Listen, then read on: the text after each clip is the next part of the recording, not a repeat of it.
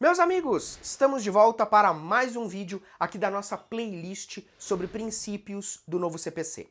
Nesse vídeo, nós vamos estudar o princípio da razoabilidade temporal. Esse princípio está previsto no artigo 4º do CPC e é basicamente uma cópia do artigo 5º, inciso 78 da Constituição. Não saia daí, porque bastante conteúdo vai ser apresentado.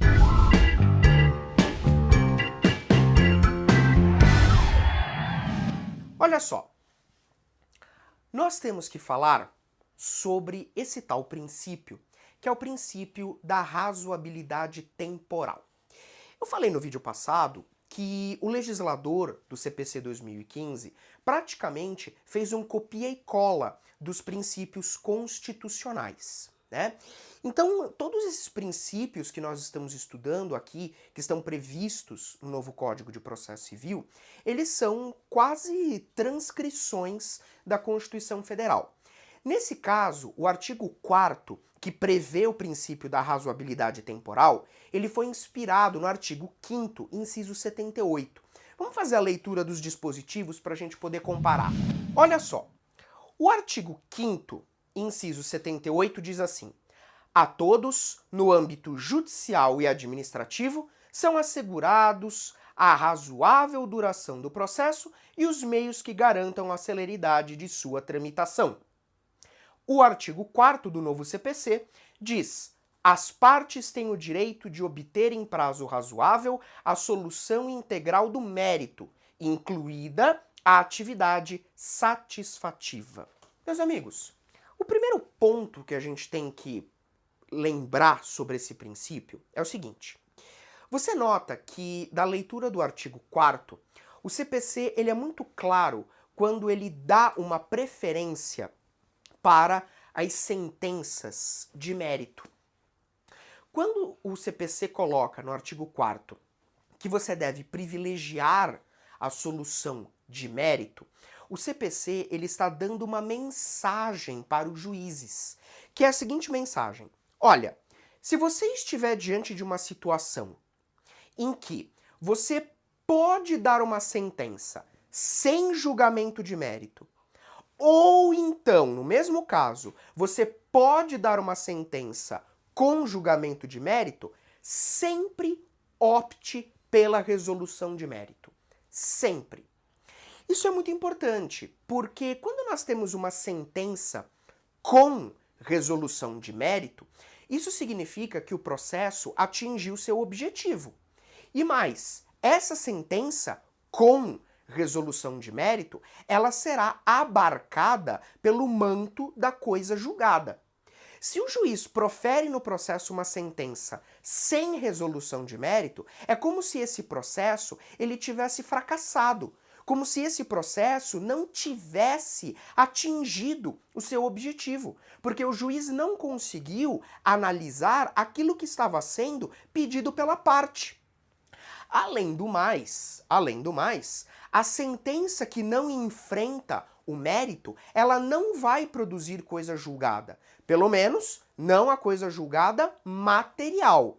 Vai produzir a coisa julgada formal, tá? Ou seja, eu não vou poder rediscutir a questão no mesmo processo. Mas a coisa julgada material, que é, digamos assim, a coisa julgada na sua essência, essa não vai ser produzida.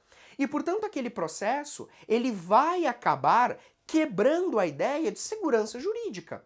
Porque se não houve produção de coisa julgada material, não há que se falar em segurança jurídica. Porque a questão vai ficar em aberto, podendo ser rediscutida em outro processo. Então, o código, ele dá essa ideia de primazia do mérito. Na verdade, alguns processualistas, eles estão inclusive transformando isso em princípio da primazia da decisão de mérito, justamente para indicar para o juiz que preferencialmente ele deve analisar o mérito da questão. Além dessa informação, além dessa primazia do mérito no processo, nós também temos aí no artigo 4º uma grande preocupação do novo CPC com a efetividade do processo. Percebe? Então, o processo ele também tem que ter uma tutela efetiva. Como assim, professor? Não basta só o autor do processo ganhar o processo. Não. Porque a gente tem que entender que uma coisa é a fase de conhecimento, onde vai ser discutido quem tem razão e quem não tem. Uma outra coisa é a fase de execução, ou como chama o novo CPC, fase de cumprimento de sentença. Porque quando eu tenho o final da fase de conhecimento, eu tenho a materialização, eu tenho a cristalização do direito. Então, o autor, nesses casos, ele pode ganhar. Mas isso não significa que ele vai levar. Porque se o processo entra na fase de execução, na fase de cumprimento de sentença, pode ser que não haja como efetivar esse direito do autor.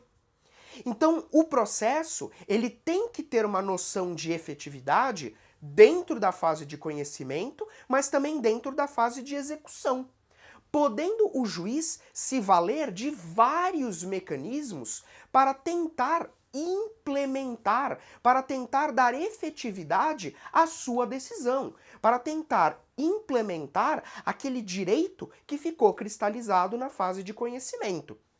Inclusive, o novo Código de Processo Civil nitidamente ampliou os poderes do juiz dentro da fase de execução, justamente dentro dessa ideia de efetividade trazida pelo artigo 4º aí do novo CPC. Então, basicamente, o que nós temos que trabalhar é o seguinte: o princípio em questão, ele tem uma dupla acepção. Porque ao mesmo tempo que eu preciso ter, durante todo o processo, uma ideia de celeridade, de caminhar adequadamente, eu também tenho que ter essa ideia de efetividade. Portanto, não é só o processo caminhar rápido, mas sim o processo também caminhar de forma efetiva. Porque senão, de nada adianta correr com o processo e esse processo, ao final, não resolver os problemas de ninguém. Tudo bem? Portanto, meus amigos, de forma bastante rápida, nós trabalhamos aí esse princípio super importante do artigo 4º do novo CPC, e eu espero que você tenha aí gostado desse nosso conteúdo, espero que tenha gostado desse vídeo. E por favor, se você gostou, dá o seu like aí no vídeo, se inscreve no canal, ajuda a gente a crescer para a gente conseguir vencer pelo conhecimento. Forte abraço e até o próximo vídeo. Opa, pera um pouco! Antes de terminar o vídeo, eu tenho uma grande novidade para o pessoal de Vila Velha, Espírito Santo. Nós fechamos uma parceria com o Concentra. Se você não conhece o Concentra, ele é um ambiente de estudos que é destinado para você, concurseiro, OABeiro, vestibulando, você que está se preparando aí para alguma prova, para algum vestibular. O Concentra, ele tem uma estrutura excelente para te acomodar, para tornar os seus estudos mais prazerosos, uma localização excelente. E agora nós somos parceiros. Então, entra no nosso Instagram, segue a gente nas redes sociais, segue a gente também para acompanhar os nossos trabalhos. No Instagram, no Facebook, nós temos um monte de informações bacanas. Segue o Concentra também para conhecer melhor o trabalho deles. Trabalho excelente. Tenho certeza que você vai adorar essa parceria. E com certeza os seus estudos vão ser muito mais prazerosos. Forte abraço e até a próxima.